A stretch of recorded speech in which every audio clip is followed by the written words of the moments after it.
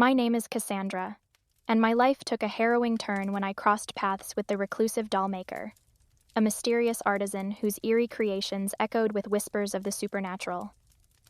The small town of Ravenshade, where I had recently settled, harbored secrets that veiled its quaint facade.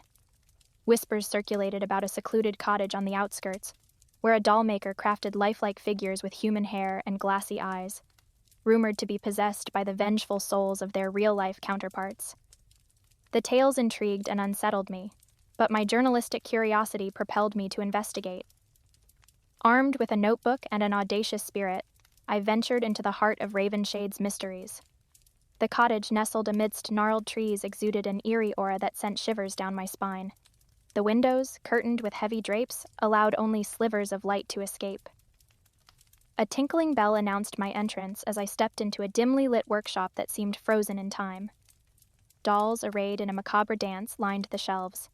Their glassy eyes seemed to follow my every move, and their intricate features bore an unsettling resemblance to real people. Human hair adorned their heads, a disconcerting touch that lent an uncanny realism to the dolls.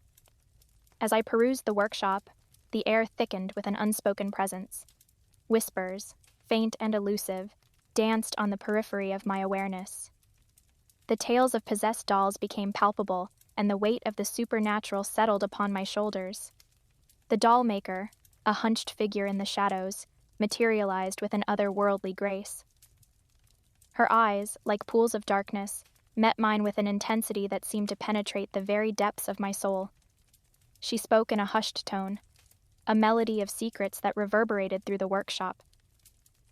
"These dolls," she murmured, "are not mere creations. They carry the essence of souls wronged, seeking retribution in the quiet realms beyond our understanding." Her words sent a chill down my spine, and I pressed for answers. The dollmaker, her gnarled fingers caressing the dolls with a peculiar tenderness, revealed the origin of her haunted craft. The souls of the departed, she claimed, were bound to the dolls through an ancient ritual, an attempt to right the wrongs they had suffered in life.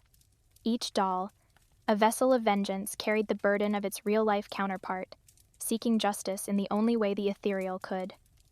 As I delved into the stories behind the dolls, a pattern emerged. Each one bore a tragic tale of betrayal, heartbreak, or unspeakable injustice. The dollmaker, it seemed, had become an instrument of cosmic justice, channeling the restless spirits into the lifelike forms that now inhabited her workshop. Intrigued and unnerved, I decided to document the tales of the possessed dolls. The stories unfolded like a tapestry of horror: lovers betrayed, children forsaken, and innocence wronged. The dolls, with their silent gazes and mournful expressions, seemed to resonate with the emotions of the souls they housed. One particular doll, with hauntingly familiar features, caught my attention. The dollmaker revealed its story, the spirit of a woman who had been wronged by a deceitful lover. The doll, her glassy eyes mirroring a pain that transcended the material world, seemed to beckon for justice. Night fell, casting a shadowy embrace over the cottage. The air crackled with an otherworldly energy, as the dollmaker invited me to witness a ritual, a communion between the realms of the living and the dead. In a secluded chamber, adorned with symbols and candlelight, the dollmaker chanted incantations that seemed to transcend the boundaries of reality. The dolls, arranged in a spectral congregation, became conduits for the supernatural forces that lurked in the shadows. As the ritual unfolded, a chilling wind swept through the chamber. The dolls, once silent witnesses, seemed to come alive with an ethereal energy. Their glassy eyes glowed with an otherworldly light, and the air buzzed with whispers that echoed the grievances of the departed. In the midst of the supernatural spectacle, I felt a presence, a spectral force that encircled me with an invisible embrace. The doll's eyes locked onto mine, and the room pulsed with an otherworldly power. It was as if the spirit sought to convey its tale through a connection that transcended the limitations of the physical world. The doll's story unfolded before my eyes, a tale of love betrayed and a life cut short by deceit. The spirit, trapped in the lifelike form, sought solace in the ritual that bridged the realms. It yearned for justice, a reckoning for the wrongs that had bound it to the haunting cycle of the dollmaker's craft. As the ritual reached its climax, the energy in the room peaked.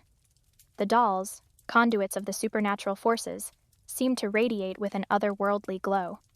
The air itself vibrated with the echoes of the departed, their whispers blending into a haunting melody that lingered in the stillness. The ritual concluded, leaving an unsettling quiet in its wake. The dollmaker, wearied by the communion, met my gaze with a solemn acknowledgement. The supernatural forces, appeased by the ritual, retreated into the shadows, leaving the possessed dolls once again as silent witnesses to the tragedies that had shaped their existence. I left the cottage, haunted by the tales of the possessed dolls and the enigmatic dollmaker. The supernatural encounter had blurred the lines between reality and the ethereal, leaving me with a profound sense of unease.